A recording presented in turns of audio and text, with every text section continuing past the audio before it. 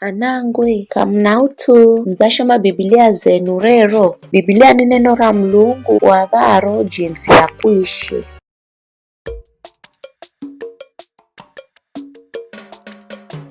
Bai mokahi ya yongororoki ya watu Mwalimu na Mwanamuche mumwenga aliyekala adzakala mukongo wa kumbola milazo kwa miaka 12.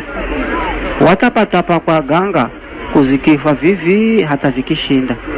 Hata were malize zosi wazigonya kwa kuzikifa. Ela hatu hahendeka baha ya kikala tana kazisu. Fikara Mwanamuche yuyu were wasikira nguma ya Jesu. Bai wa mtu wa Jesu kwa nyuma kuno ananena kimoyo moyo na kwamba nikigut'a ngaro valore tu nindahola. Pavizho akirigut'a ro valora Jesu na yo milatso ikitumakare saa iyo na akidisikira adzahola. Aho henye Jesu akisikira nguvuze zizamuhungukira. Akiahundukira watu na akiauza akiamba. Ni hani adziyekugut'a valora ngu? O anafunzie makimuzigizia makiamba.